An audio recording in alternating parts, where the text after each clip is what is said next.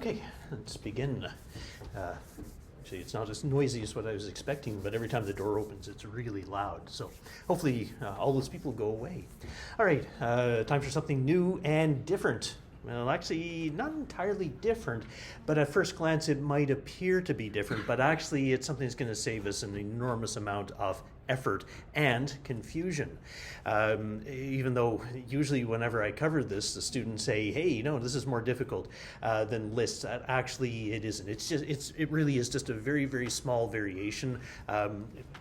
Unfortunately, now you get a couple things you have to keep track of, but the overall benefits you get from it are definitely going to be worth it. All right, so first of all, just give me 1 second. Okay, this is my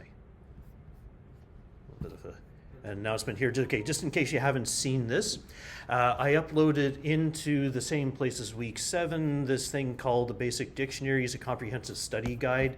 Dr. Saifuddin has been very, very busy doing a lot of stuff, and he's got this really cool, what have we got here? It's actually quite a bit longer than this.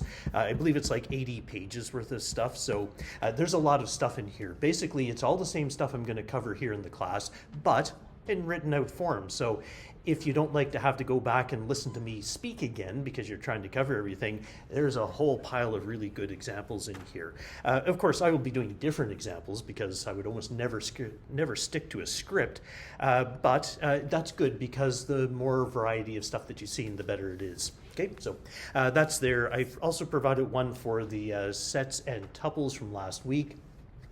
I don't know if there's an intention to go back and cover things on lists. It'll be up to him whether or not he's got the time to do it. Maybe I can get that one, but probably not the earlier stuff. Okay, you can take a look at it, and if you think that it's really, really useful, please let me know, and we can continue with it. Okay, I think it is actually a really helpful thing. But in any case, here we go. Basic dictionary. So as usual, it's probably 1 or 2 slides. The rest of it I will do as trying to solve a problem. All right, and as I say, unfortunately, a lot of dictionaries sometimes get a really bad rap from students because they seem like the most difficult thing. And I suppose if we throw in dictionaries in the very last week after a very stressful semester, maybe it does seem kind of difficult, but well, now we're doing it by mid-semester, which is actually where it belongs in the course. And this way we can use a lot of time in the labs to cover them. This becomes, once again, one of those more critical things. So yes, I know I keep saying it, there are lots of critical things. Functions are incredibly critical because this is our building blocks. Lists are very important because this is how we deal with, I'm going to call it a multitude of data, and dictionaries are probably just as important because often what we stick inside lists are dictionaries. Okay, that'll be for next class. All right, so here's a problem. Yeah, we have a whole bunch of stuff in here. Okay, that looks like a class list to me. All right, so as usual, I'm going to dump away from the slides almost immediately because I'd like to start doing some work with it. But before we get there, I suppose at least this way I can say that it's up here, and you can see that I've covered a piece of a word called brittle. I'll explain that in a few seconds, but I just want you to take a look at the information that I've got here. Okay, it's a class list. Okay, fine.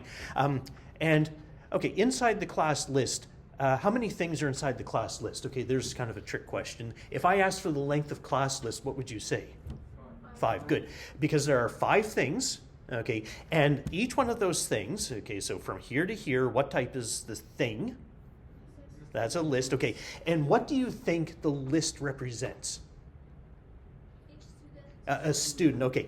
And if we were to take a really big guess and I were to highlight, say, the number 600123445, what would you think that is?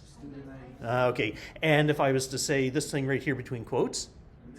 Name. Okay. And this last one? GPA. But you're just guessing, aren't you? Maybe instead of, maybe the GPA isn't the very last number. Maybe the last number means the person's height in meters. Okay, yeah, nobody's going to be 3.4 meters high, but all right, maybe if it's like lower numbers, maybe you'll get it. But it could mean anything. So you're simply inferring context. Okay, by the way, you're absolutely correct. It is a GPA, at least that was my intention, but the fact that you actually don't know for sure what these things are, that's kind of important. And that's actually what we're doing here today, is we want to make sure that we really have it. Okay, so here's what I'm going to do is I'm going to grab this, okay, and I'll drag this over here, and I keep on top of what I'm doing. Here we go. Here's a class list. All right, so I have some student IDs, I have some names, and I have some GPAs. Okay, pretty reasonable things. Let's write some functions, because I mean, this is what we do. You have a bunch of data, and trust me, this is the way how I write programs. It's like, okay, I've got a bunch of data. What do I need to do with this data? Okay, pretty simple one to begin with. Okay, here we go. So it's a list of lists. Okay, perfect. I would like to write a function called getName. Okay, because quite often what I have is a student says, oh, can you please check if my assignment is done? I never ask for the name, unless it's in D2L and I've only got a few people in the section. But if you show up to me and say, did you remember to mark down my attendance? What am I going to ask you for? Am I going to ask you for your name? I'm going to ask you for the ID, because this way I don't have to try and figure out how it was spelled with an E and A, no letters, no vowels, and so on.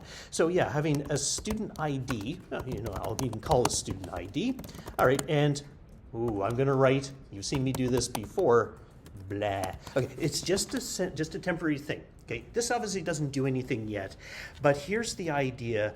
I would like to have this function return the student name given the ID. So in other words, I would like to see something like this. If I call print get name and I pass in a class list and I say 600211132, this function should return ML, because that's, hopefully that's the one. All right, so there we go. There's a second test case, which means that, yes, I am actually missing the student list, students. All right, there you go. There's all the students.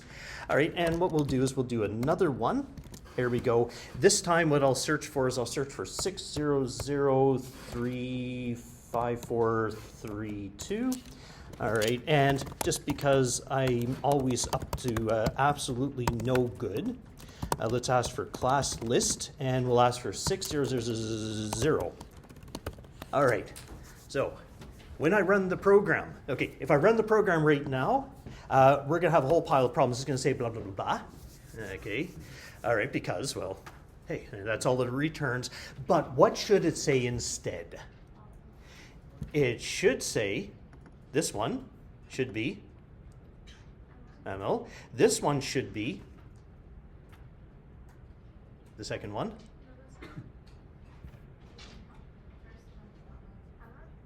All right, here, it should be Hamid, right? That's the ID, okay? And I guess now a question is, what do we do in this case? All right, this very last one, I asked for this student, and does that student exist in my data?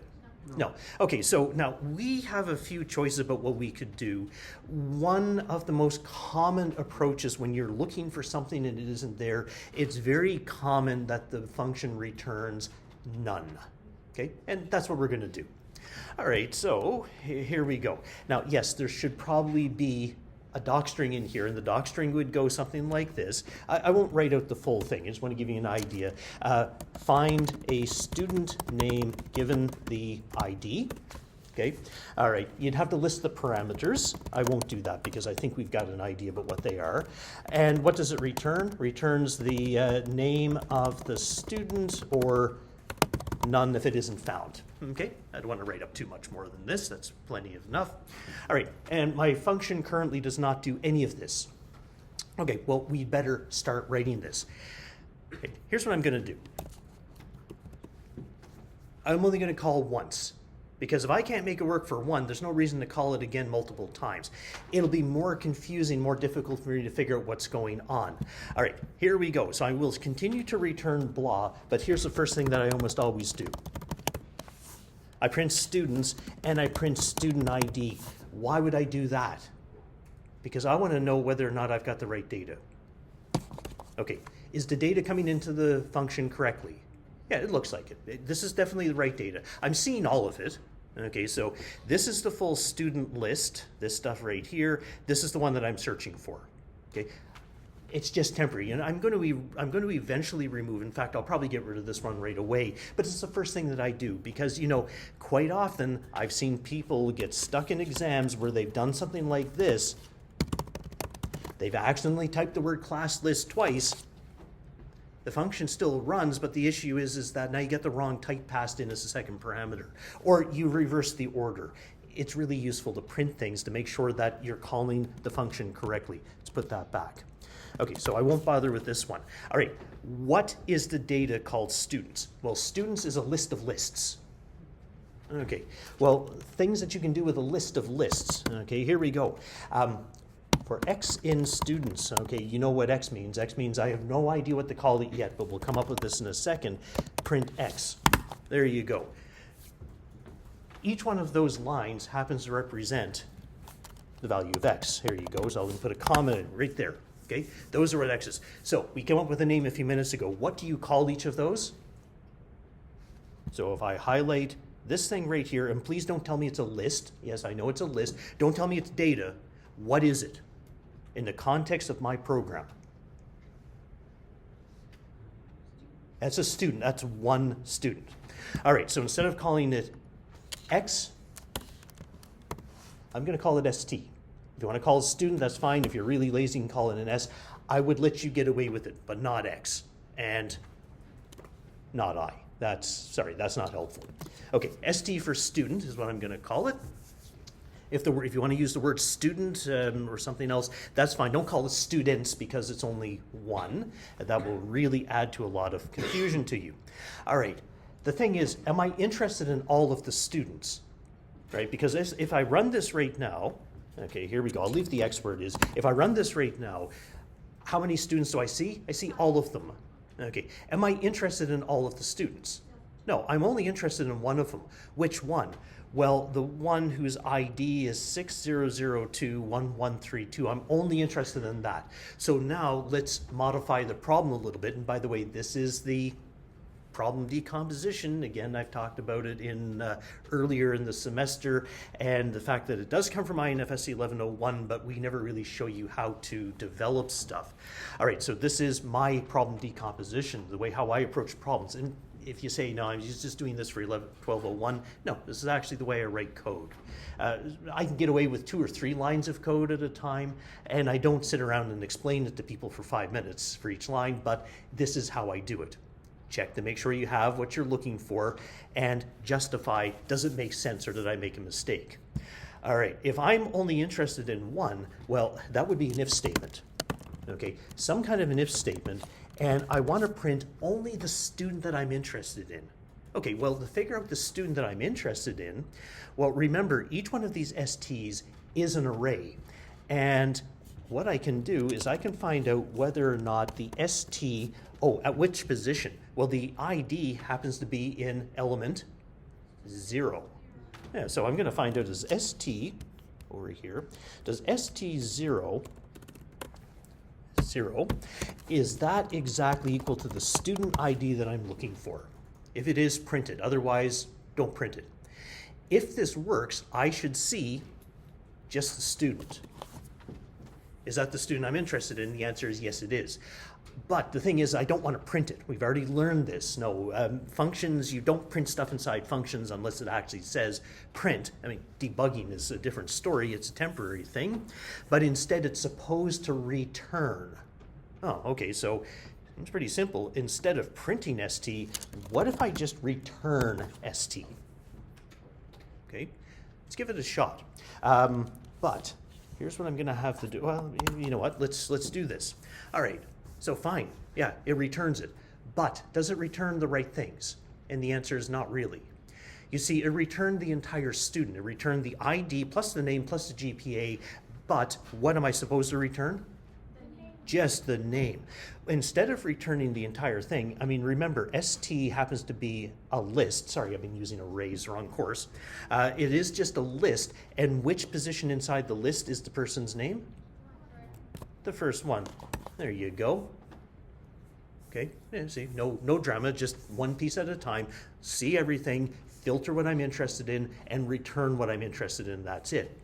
All right, good. So now let's uncomment this one. Does it work for a second time? Yeah, it gives me the other one. And what about for this one right here? Yeah, that's going to say blah. Okay, reminder what's happened here. You see, I've set up a loop and I'm going through each of the elements. If I ever find a student whose ID is equal to what I'm searching for, remember that there's a return. When you hit a return, that's it. You don't go any further. But if I'm trying to find something and it's not there, it means that I'm going to iterate through all of the elements inside the for loop. I'm going to be finished, and I'm going to end up here on the final return. And at this point here, you probably want to return what you're really looking for, which is none. Not the string none, but none. Okay, slightly different thing. We talked about that already. All right, there you go. There is a find. I am going to introduce a bug on purpose because I always see students do this.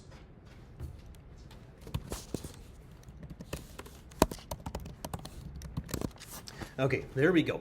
That is one of the most common bugs that I end up seeing in infs1201. I haven't seen it so much, but I think maybe because now I explain it very, very frequently. Does this work? And the answer is no, it doesn't work. Okay, so I'm going to ask you, you see, the very first one that happens here, we'll make it as simple as possible. All right, so here we go. Here, let's comment one piece at a time. Let me uncomment this one. Okay, is it there or not? 6 zeros, zeros. No. So what should it show me? None. Cool. All right, so let's put the hashtag back. Let's uncomment this one and let's clear the screen. All right, so what should this one say? What should it say? It should give the person's name, Hamel. And what's it actually going to give? Yeah, it's going to say none. Why? Well, because think about this. You're tracing through. You go, you look at the very first student. First student's name is Ali. 600123445. Is that who we're looking for? No. So we don't do this, but instead we do this return none. As soon as you hit return none, it's finished. You don't go any further. All right. Function is finished. So in other words, you looked at one item and one item only. Yeah, please don't do this. This does happen all of the time. As I say, because I tend to really call this out quite frequently now, I've noticed that it's happening less and less. So please pay attention. I hope you do. And I hope I get to say next semester, everybody paid attention and I didn't see it as well. Okay? All right. All right, that's one of them. Okay, second one up. Okay, because I got another problem. Hey, I'm not even in dictionaries yet. What are we doing? I'm trying to set up two problems. Okay, here we go. The average GPA. All right, I want to calculate the average GPA. Okay, average GPA. Okay, 3.4, 2.3, 3.2. How do I calculate the average GPA? You add all of those up and you divide it by the number of students. Okay, I should have a case in here for making sure I don't have anything empty, but okay, I'm going to do it even without a doc string today. All right, so here we go. How do we deal with this? There's 2 or 3 cool ways how to deal with this. So you know what? I don't mind repeating it. Remember, first of all, I've got this.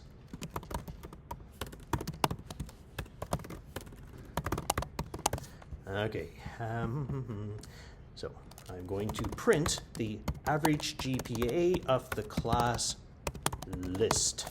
Okay, so right now, okay, it returns none because I forgot to actually return something. I should have put a return first here, just my signature. Okay, blah. Okay, so when you think of me, think of blah.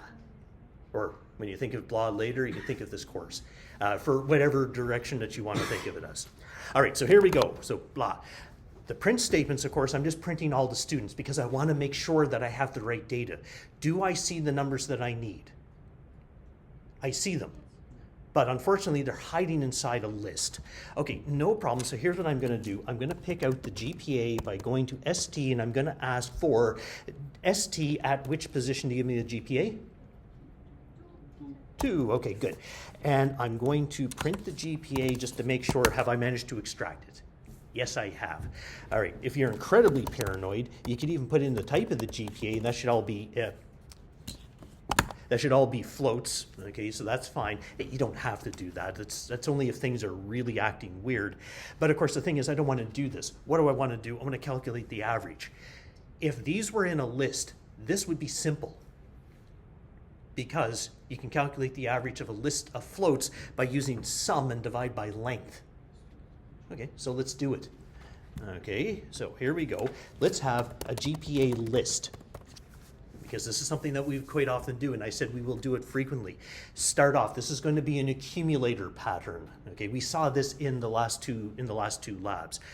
Instead of printing it, what about this? When we go to the GPA list, and I'll simply do an append of the GPA. Do I need all this GPA variables? And the answer is no, not really. Okay, and here we go. I'm going to print at the end the GPA list. And notice what I'm doing. I'm not even calculating any sums yet. I just want to ask, do I have the right information? And I do. At this point, well, now we can think about maybe calculating the sum. And, of course, figuring out dividing by length. Well, that's actually really easy.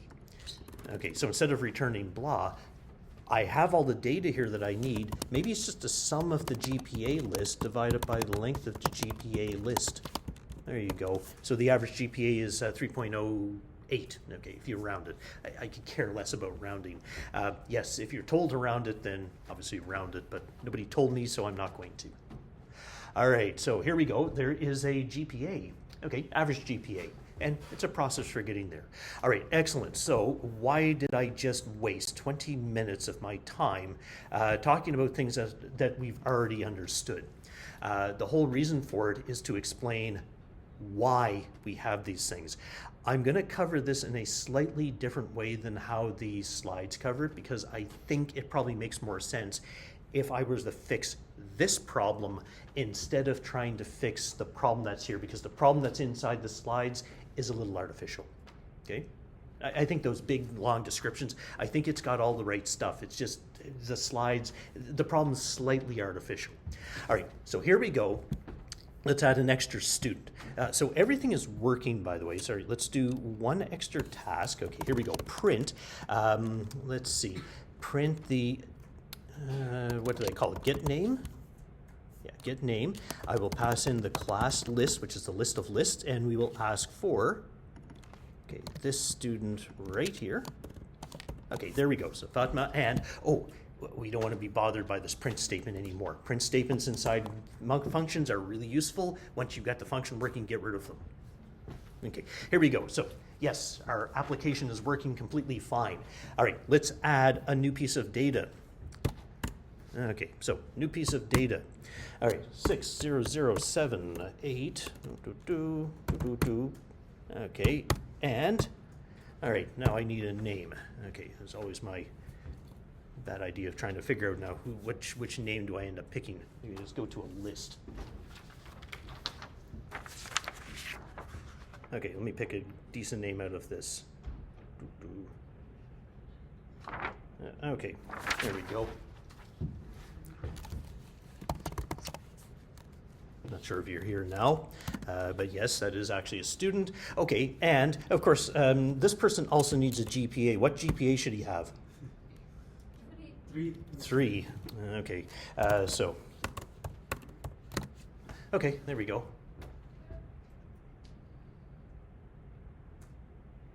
Happy with that? Why not?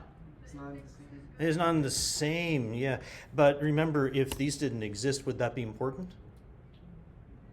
Of course, I mean, would you know that it's in the wrong place if the others weren't there?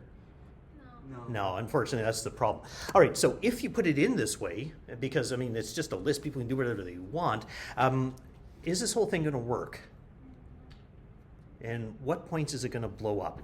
All right, so here we go. Here's the first one. Let's take and put this one in place, and we'll simply ask for their name. All right, when I run this application, what is this student's name? 3.0.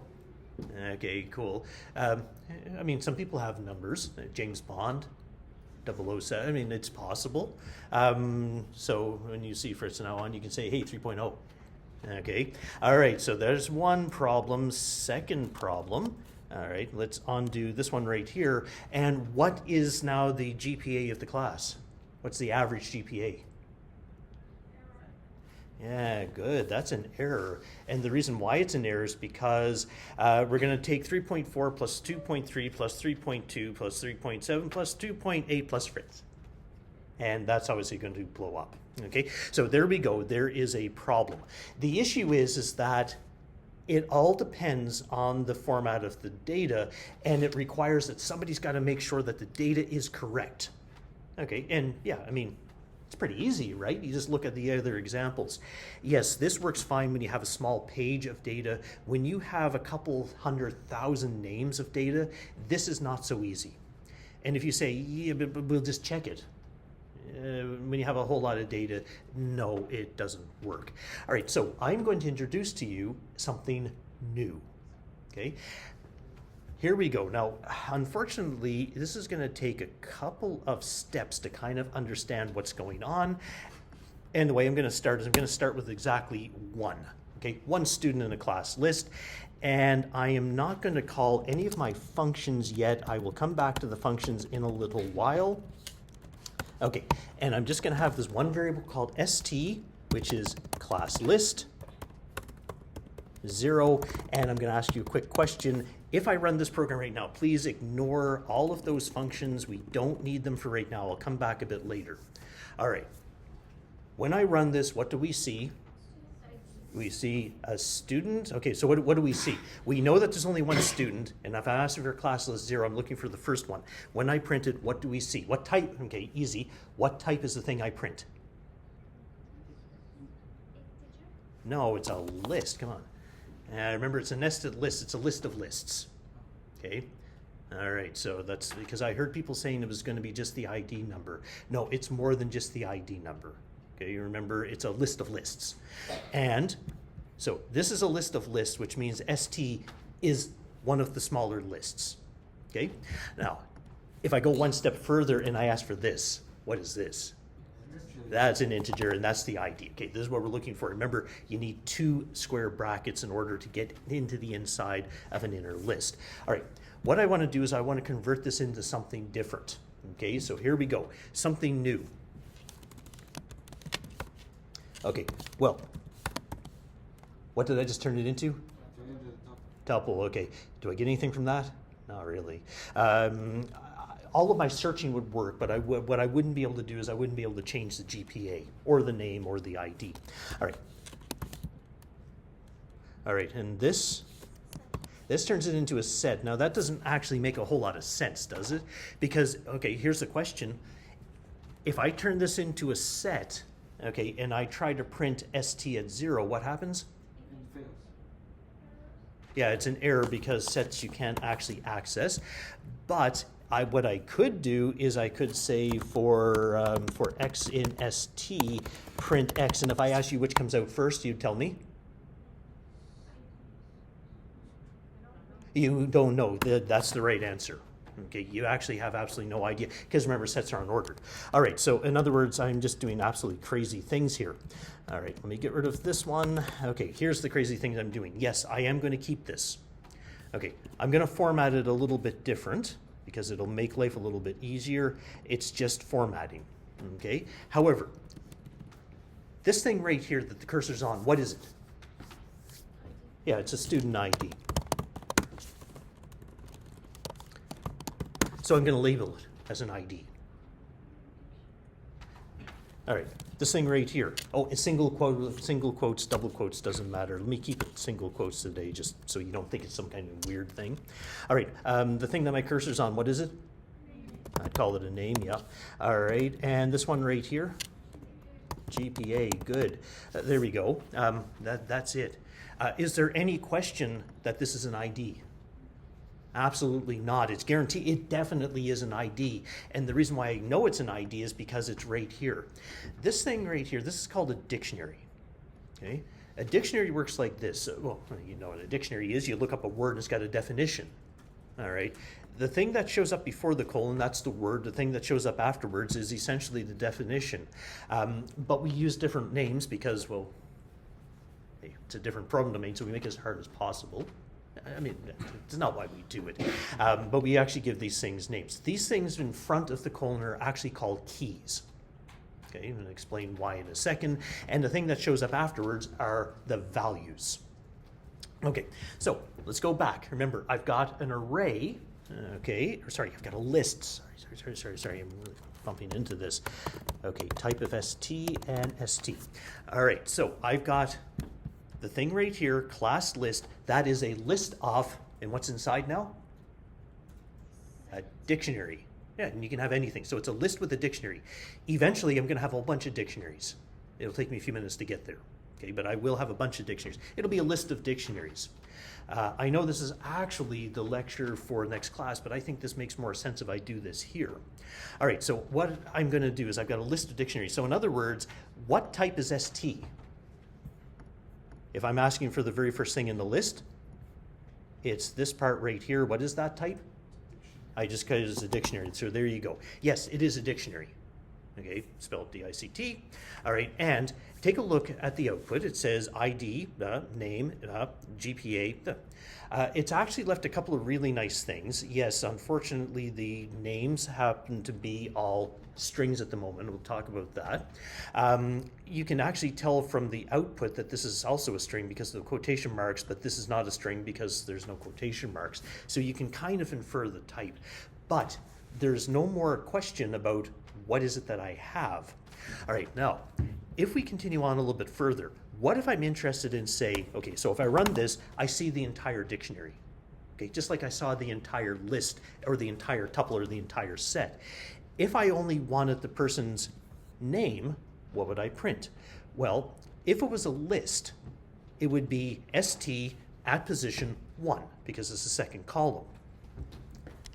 It uses exactly the same concept. It uses the square brackets as the index operator, but I'm looking for the name for the property called name. And there you go. There's the name of the student.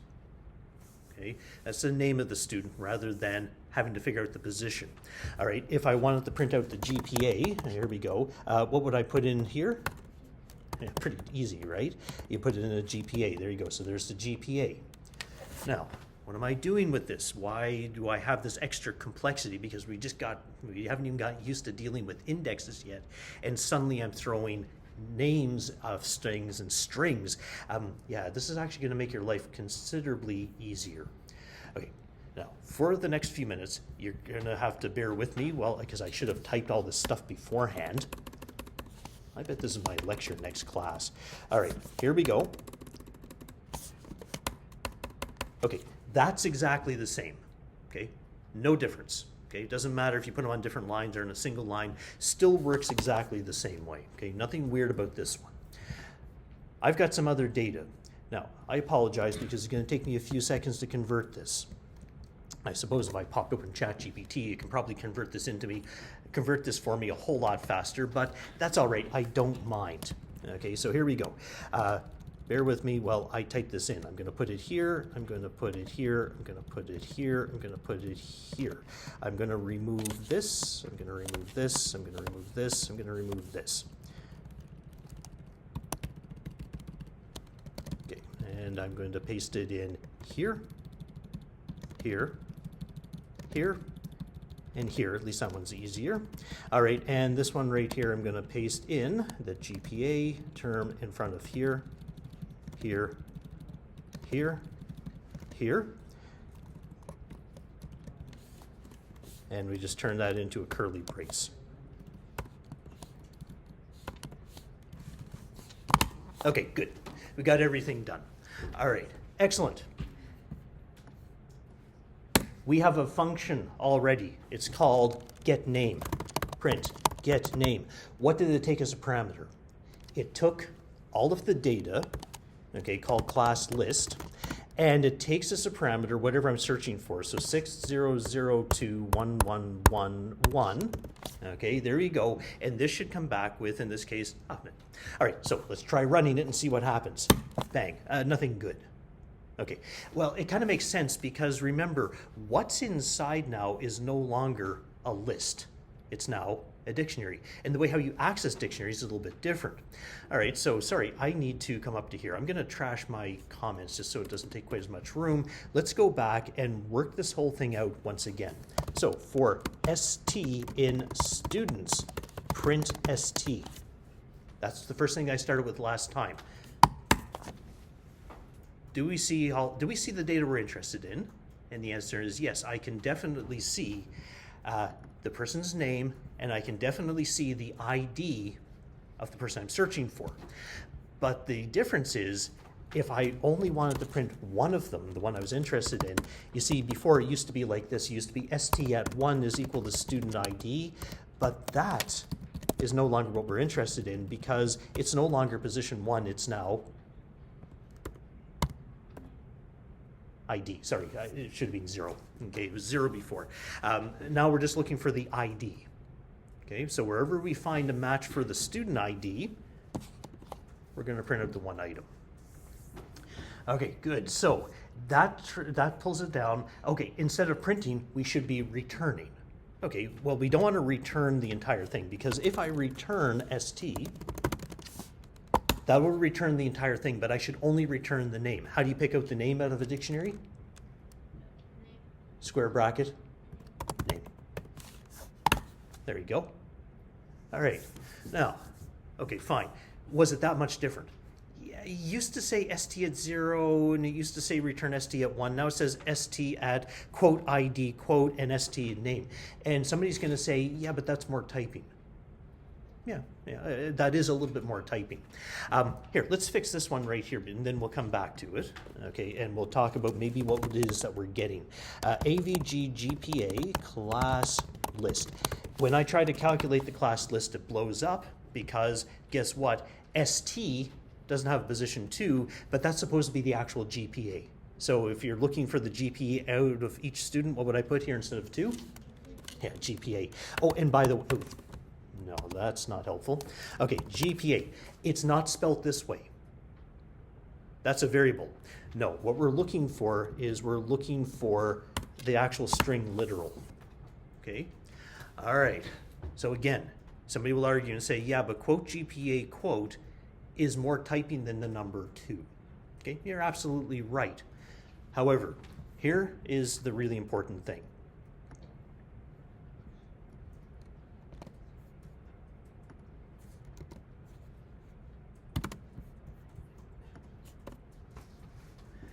The order of the items in the dictionary has absolutely no impact. Because when you ask for the GPA, it finds the GPA, and it doesn't matter if it shows up first, second, third, last, or, well, if it doesn't show up at all, we've got an issue. Everything still continues to work. There is a huge savings. Okay, and you might say, yeah, but I like the other way because it's simpler. No, actually, when you start working on really big problems, this is not any fun. Some of the data that I work with that I get out of, say, PeopleSoft or out of D2L, sometimes I'm running an analysis on things, and honestly what I'm doing is I'm saying, okay, I need this column, and literally what I do is I count 1, 2, 3, 4, 5, and sometimes I end up on column number 48. And then realizing that, whoops, it wasn't 48, it was actually 49 because I miscounted. Having it as a dictionary is really trivial because you don't have to go and count columns. It works really well, that what we had works okay in a small case, but it doesn't work in a general case. All right, so there we go. There is one really important thing. Okay, so let's get back over to the slides because maybe now I can blast through these pretty quick. All right, so a dictionary is simply a collection of key value pairs, and a key is like a label. The value is whatever you want it to be. Other languages might call them maps or associative arrays. Okay, you won't be asked that question. The syntax does use curly braces and colons. No colons, it means you have a set. With colons, it means you have a dictionary. Okay, so you can see here I've got exactly one student, and the student has a name, the student has an age, and the student has a major. Okay, excellent. I suppose what I could do is I could bring this over and we can talk about what we've got here, because I've still got lots of stuff that isn't quite working quite so well yet. All right, so here we go. If I print the student, okay, we'll pick the easy one, age. All right, not a trick question. What's the output? 21. Okay, yeah, that's fine. All right, so there we go. So you can pick out individual items, but you can also do some other really cool things with this that you've probably never considered before. All right, so here we go. I'm going to print the entire student. Okay, I will print just some horizontal separators, and I'll print the student again, kind of a before and after. All right, here we go. So that's the before. I'll make the modification after the line. Here we go. Student. Now, we've been talking about only having this on the right-hand side of an assignment statement, which means we're grabbing the value. What about if we put it on the left-hand side and we say something like this? Age is equal to 22. Okay. I mean, this is obviously what we're doing with lists, so you can modify them. Mutate them is actually the official word. Can you mutate a dictionary in terms of this? And the answer is yes, you can. It's actually really simple. Okay. Instead of having, you treat it just like a list, but instead of using numbers 0, 1, 2, 3, you use the position. All right. So that's it. And yeah, if you want to, you could do something like this. And yes, I will put it up by 10. Okay, you can treat them just as regular everyday variables.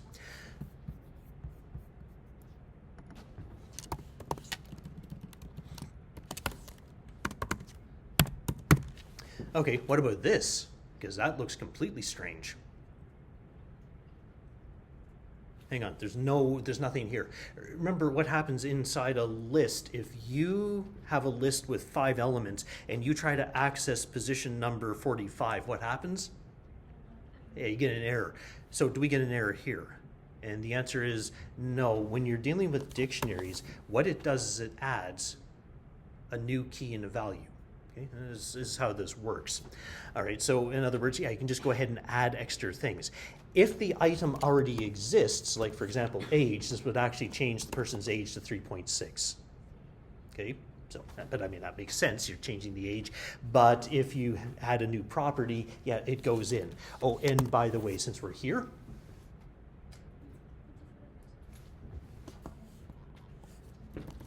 there, we'll make it more normal. 24. All right, so what's the age of the student now when I run it? 21 and 24. Yeah, 21 and 24. That's actually it. Because age with a capital A doesn't exist, it goes and it adds a new one. So watch out. Key names are case sensitive, and sometimes this ends up being a bit of a problem. All right, and sorry, we've got something else that we also have to do. Let's print the student's GPA, please. I could print that even before. All right, so if I try printing the student's GPA, what do I get? Well, what's the student's GPA according to this code? Yeah, not here. What you end up getting is you get a key error. Okay, so you might have thought, hey, maybe it's a none, but no, actually it's like a done. Yeah. We have different names and ages. How can we add, before you add 10 to 21? Sure. So if we have different names, let's say Alice Faris, and you want to add 10 to Faris without adding the 10 to Alice, how do you do it? Oh, you can't. Okay, at least I think I understand what the question was. No, well, you can't have 2 names because each one of these dictionaries would really represent one person. Okay, so this would have 1 name, 1 age, and that's it. So you couldn't actually have 2 names because unless you call it name 1 and name 2, that would be possible, but not in the way I've described it yet. Okay, so for right now, at least for the day, I think the next lecture we'll talk about this, is think about these dictionaries as being single things. They're single, I hate to call it the word object because that would kind of suggest that they're objects and they're not, but you can think about these as a single entity. Okay, that have unique properties. Okay, so here we go, a unique property. So here's something interesting. Let's add another age, and again, yeah, doesn't matter. So big difference, but my question is, okay, I guess it'll be the same. What's Alice's age, 56 or 21?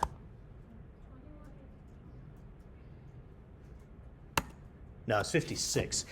The way how Python interprets it, when it sees the second age listed in a definition, it overwrites the first one. I actually debated whether or not that was going to happen every time, and according to the Python specs, it says yes, it will always apply them in order, so it'll always be the second one. So that's good, at least it's not random. Okay, so let's get over to here. Okay, so accessing, that's exactly what we got. Use the square brackets. Okay, next one up, why use them? Okay, now it says fast lookups. I can't explain this one yet, but remember the other day I showed you the difference between having a list of a bunch of numbers and a set of a bunch of numbers and how much faster sets were? It's actually can be done the same thing using dictionaries. They are faster. We won't see that in this course, I don't think at all, so I should probably remove the comment.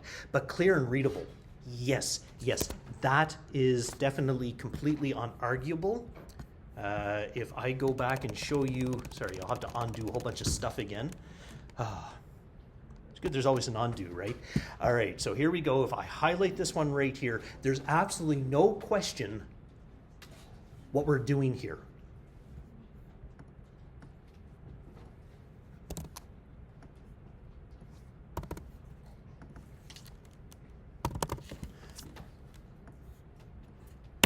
There we go.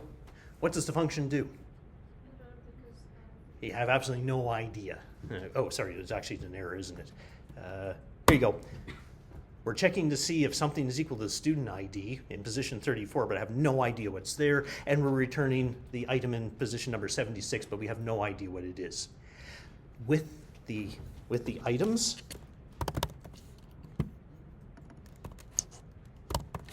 now it makes a whole lot more sense. It's very readable, okay? And that's what I mean by it improves readability. And yeah, that actually really does make a big difference.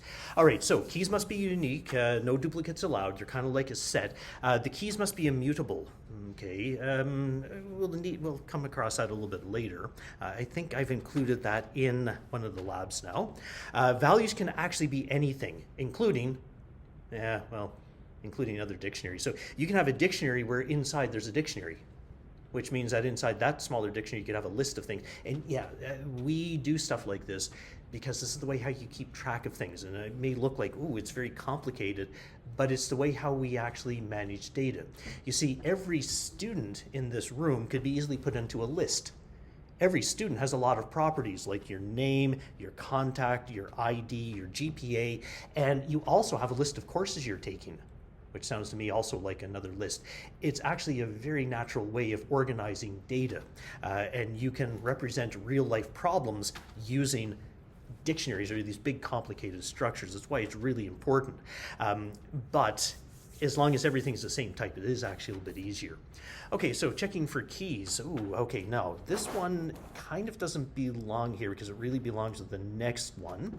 But since we're here, I better cover it. Okay, give me a second. All right, this one, and I would rather do it as an actual. Okay, here we go. Back to Alice once again. Okay, just make sure that I don't miss any of these items because it's a whole lot of fun. Okay, here we go. So print student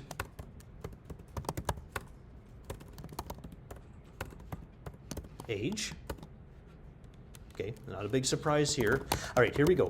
Print student's GPA. We already know the answer to this one, right? Okay, what's going to happen? A key error, okay. But maybe they've got one. Okay, well, let's add one just for fun. So GPA, and again, kind of a mixture, so 3.4. Now it's no issue. But if you want to make sure your program works all the time, you can always use an if statement, and you can find out whether or not, say, GPA, I do need to spell it correctly, is inside the student. And if it is, you can print it. All right, so there we go. And if I remove it,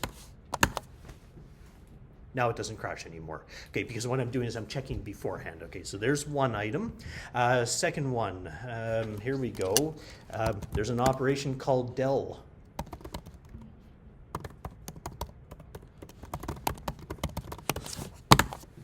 Okay, take a while, guess what it does? Yeah, it deletes, okay, that's exactly it. Not only does it set it equal to nothing, it actually completely removes it from the dictionary. It's not something we do often, not in this type of form, but when we have dictionaries as collections of things, it'll actually make a lot more sense. That'll be next lecture. All right, we've also got another one. Okay, here we go. Look at this one. Student.get age. Okay, what do you think the get operation does?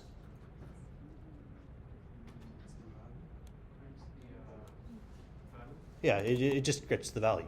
Okay, excellent. All right, and here we go. And how about if I ask for the GPA? That's not your thing. Yeah, you might expect a key error, but actually it says none.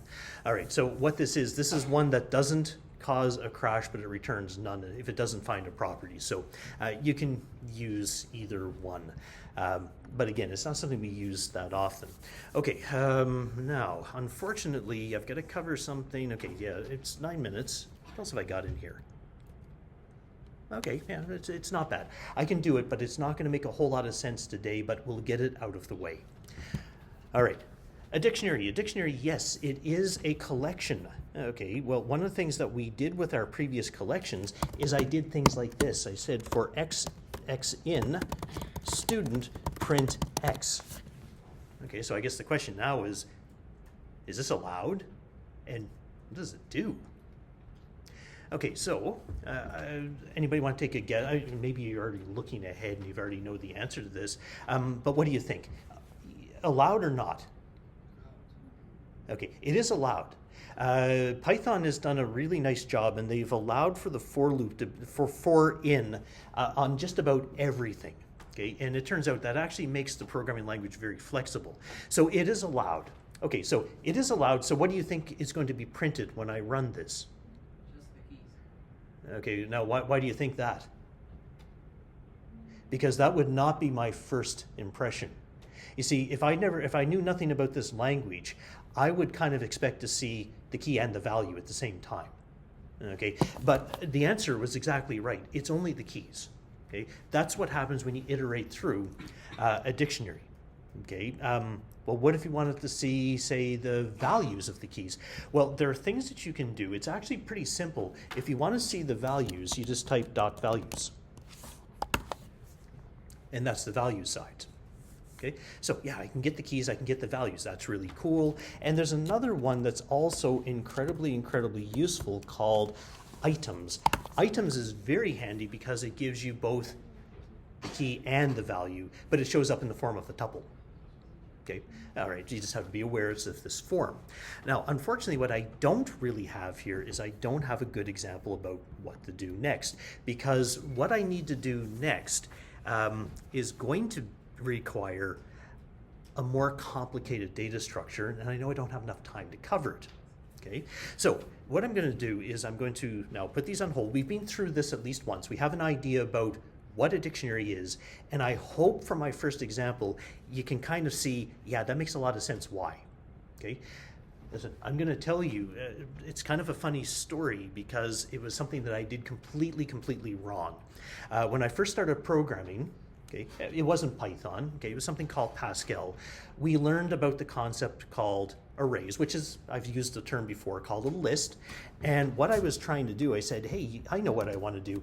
I want to have like a bank account where you can put money in and take money out. Well, not for real, but I mean, just to be able to track the transactions. And this is the idea that I came up with. And I said, okay, I know that I need to have a list. So what I did was this. I had a list of dates, and then I had a list of descriptions, and then I had a list of amounts. Okay, and honestly, this is what I did. I said, okay, here we go, 2026 13, and the description was, okay, here we go, Lulu, and this one down here, the amount of 45. And then, okay, this one here, 2026 0204, that's in one list. The other one over here, okay, here we'll say it's McDonald's, and this one here, okay, maybe I ate a lot or whatever. I was actually trying to build up a bank application this way, where I had 3 different lists all working in parallel with each other. Did it work? Sure. Was it maintainable? Absolutely not. Because what you're doing is you're constantly working your way through 3 lists in equal step to each other. It was a disaster. Okay, but it was my first attempt. Immediately what happened was that was right around a break. I think I'd learned about this in December, and I was trying to mess around with this during my holidays. And then finally I came back, and the instructor covered something called a record, which is basically a dictionary. And I went, oh yeah, wow, that's exactly what I need. Because I'd already suffered through this saying, every transaction has these 3 things. Just like what I had before, every student had the three things, the ID, the name, and the GPA. If you can access them together as a block, yeah, that really does make life considerably better. Now, there's a mention about the types of keys and values. I have to wait for that because we need more complicated stuff. It doesn't belong here, it belongs in the next slide. Okay, so we will leave that one. All right, but in any case, that is the slides for the day. The next class will be considerably more, well, not more interesting, but even more important. But what we will do, because I didn't get a chance to do one of these the other day, yes, as usual. Oh, excellent. I've got one here. It's called a Kahoot. It says sets and tuples, and for some reason I stuck the word difficult. That's definitely what we want. All right, so what we'll do is we'll try one of these. I hope there's enough time. I forgot to check the timings on the problems. Actually, just give me 1 second, because if it isn't correct, I'd rather fix it now.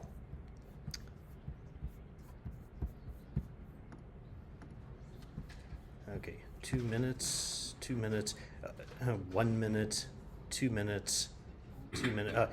Okay, I was obviously very paranoid about this because I left it at 2 minutes each. Okay, so these must be very serious things.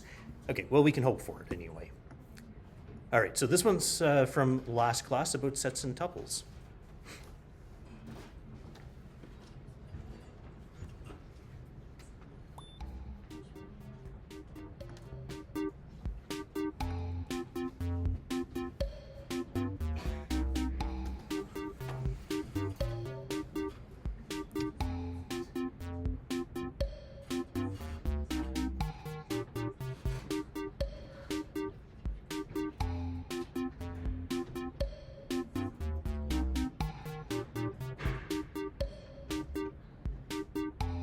I figured somebody would pick that name. Right there, blah. Should I remove it? No, I won't remove it. You can have it. No, I'm not related to that person. Da, da, da, da, da, da, da.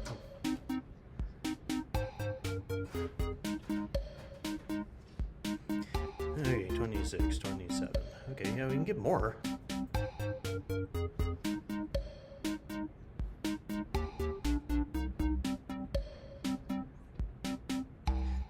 Is that all I'm getting?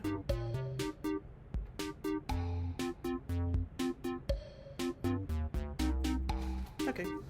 All right, that's fine. 27, so 28, okay, back in. Okay, so off we go then.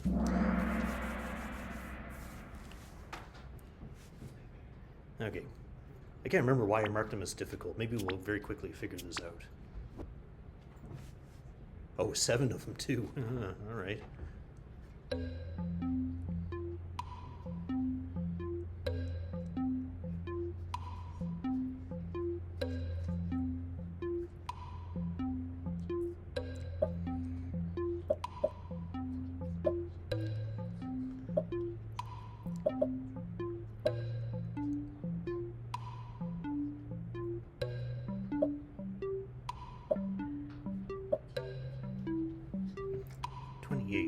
Okay.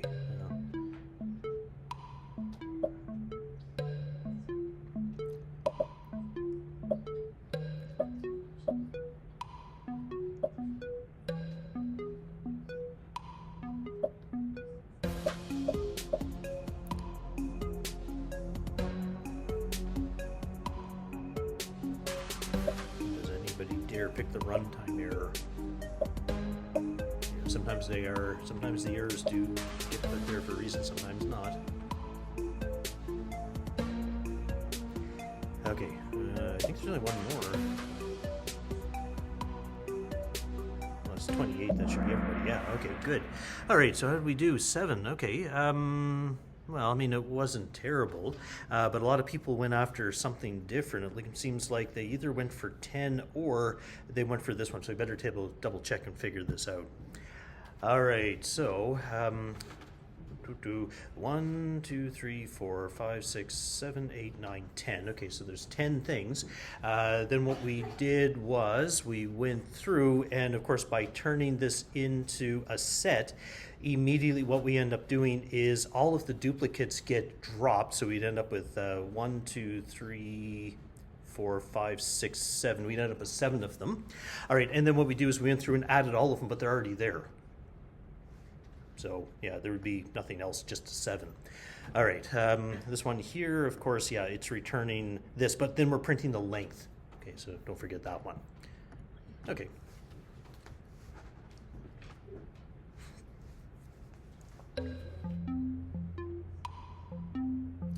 It looks like almost the same problem.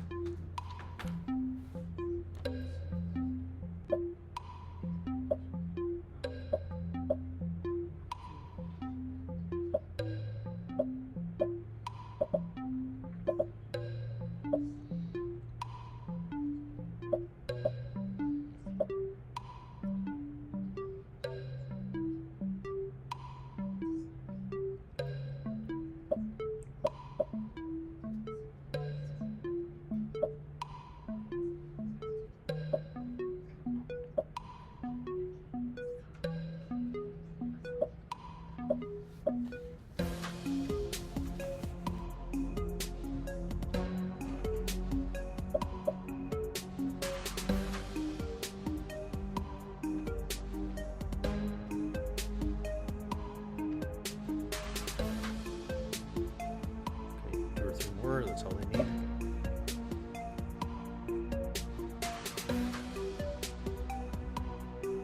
I actually made them 1 minute each.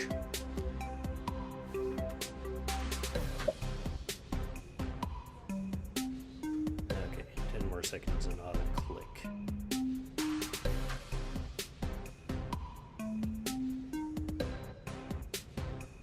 Okay, so I think if I click, I just go to the next.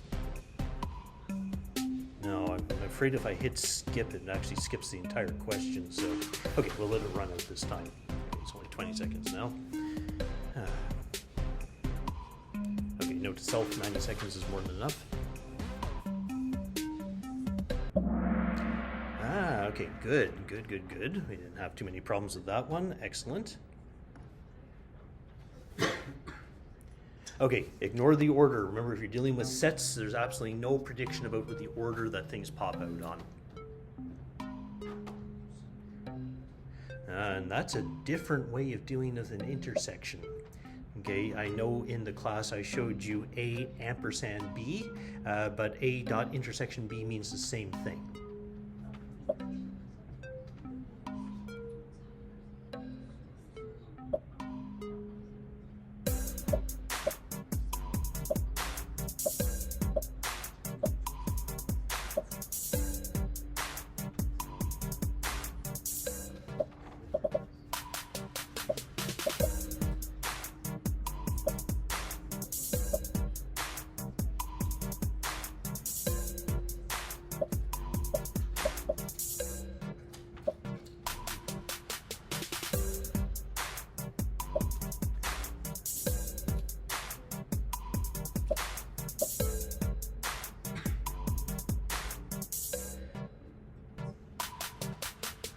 One more, I'll try the skip option. Okay, so I'll try the skip option. I hope that it gives me the next. Okay, good. Okay, so a bunch of people went for a square bracket with a 40, but one person went for a set. Let's find out what this is. Okay, a bunch of people went for the square brackets because I said RES is a list. But guess what? If you take a set and calculate an intersection with another set, what type do you get? You get a set. And then, of course, yeah, but you put it into a loop. Yeah, do the calculation, do the same calculation, do the same calculation, the same calculation, the same calculation, whole pile of times. But every time is always going to be a set. So watch out for that. Yes, although res started as a list here, by the time you hit this line, it turned into a set. Okay, but at least, I mean, you picked the right one as opposed to one of the others. And nobody went for the empty set. That's really good. All right, number 4. How are we doing? Okay, yeah, we're a good time. All right, what type of data structure is the pancake stored in?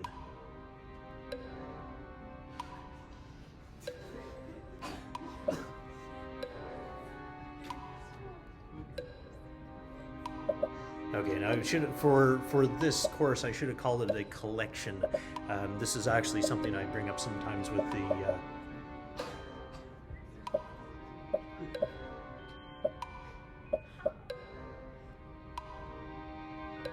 Yeah, and we can probably have a big argument about which one is correct here, but I'll give my opinion about why.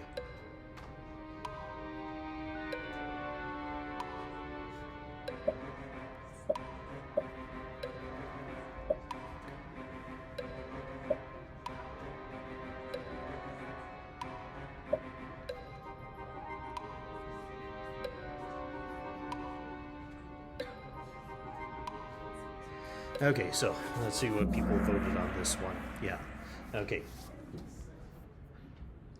All right, so why? Okay, we have to ask ourselves which pancake is the cat stealing?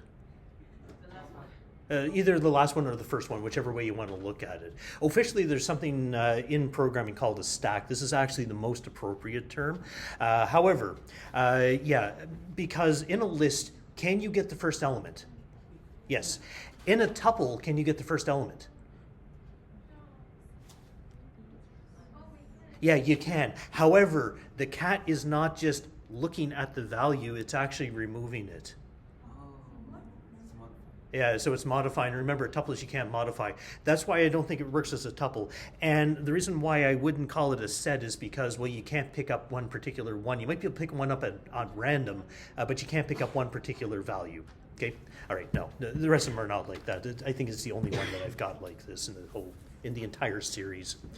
All right. So 2 more, and or 2, 5, 6, and 7. Apparently, I had lots of time to fill. This is going to burn all kinds of time. Sorry.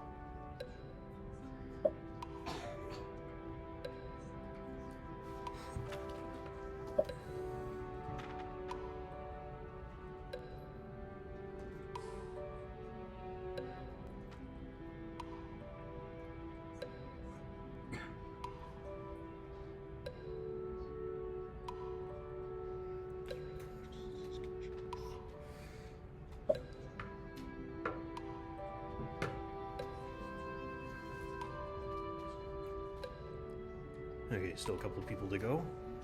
Okay, I'll let the time run out then.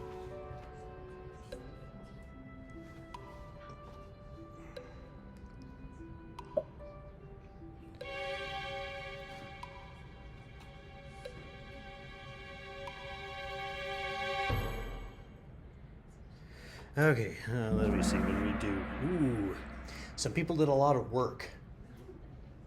A lot more work than you needed to do. The people who got it correct probably obviously noticed something. All right, take a look at the very last return. You're checking to see whether or not temp is equal to TT of union. There's only one possible answer that's down here that could actually be, which is true, because the other option would be false. Now, if I put a false here, you would have had to do a whole pile of work, and then you have to find out whether or not it was actually true. But yeah, that was like the easy giveaway. But it does require you look at the return type, because obviously I've done a couple things like that already. Okay, so 2 more. Okay, well that looks at least short.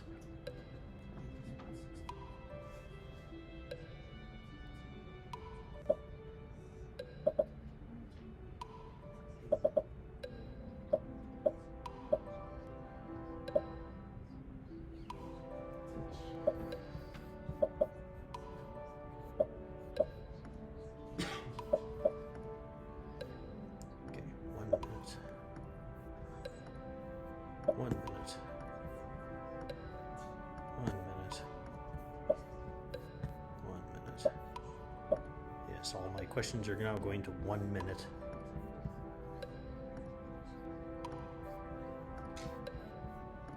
There we go, and save. Done. Okay, how do we do? Oh, still have a couple more people to go.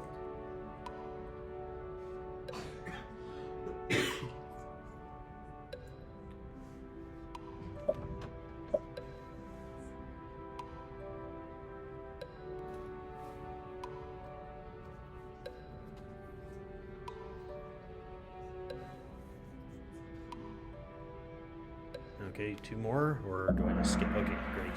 Ah, good. Okay, but it seems like half of you kind of went after the wrong thing. So maybe I don't call it good. So remember TT? What type is TT? Tuple, can you append to a tuple? You cannot. No. You might be able to do a concatenation with a plus, but you can't do an append. All right, so that's why it's an error. All right, final question. Sorry to send up. Okay, and what could you put in the blue box to make the program run without runtime errors? Okay, something a little bit different.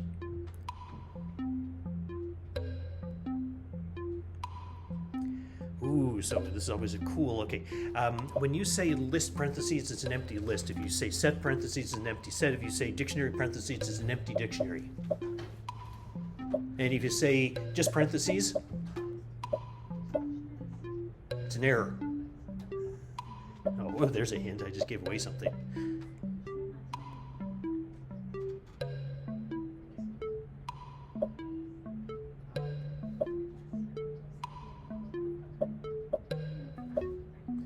Ooh, and I never covered sorted. Okay, so the word function sorted needs to be covered.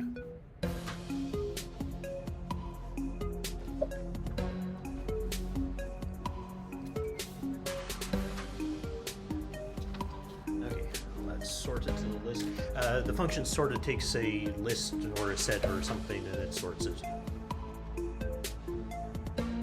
Okay, 23. Okay, 24. Okay, I'll skip ahead here in a second. Okay, maybe 45. So if you want an answer, put it in. Okay, so here we go. Skip, and how do we do? All right, good. Yeah, it has to be a set because if you just take a look, some people put a list. Remember right here, the thing called add? That means that res had better be something that supports the operation called add. Does a list have an add? No, it has an append, but not an add. Okay, so out of this, and dictionaries don't have a set, or sorry, an add operation because you need a key and a value. Okay, so they're tricky. They're kind of long, actually, more than tricky. Okay, so make a note. Maybe just make them just as tricky, but shorter.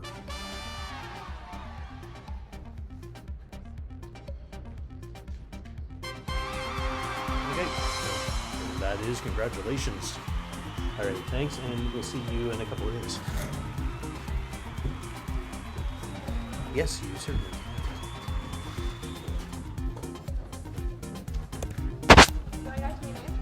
Yes, you do.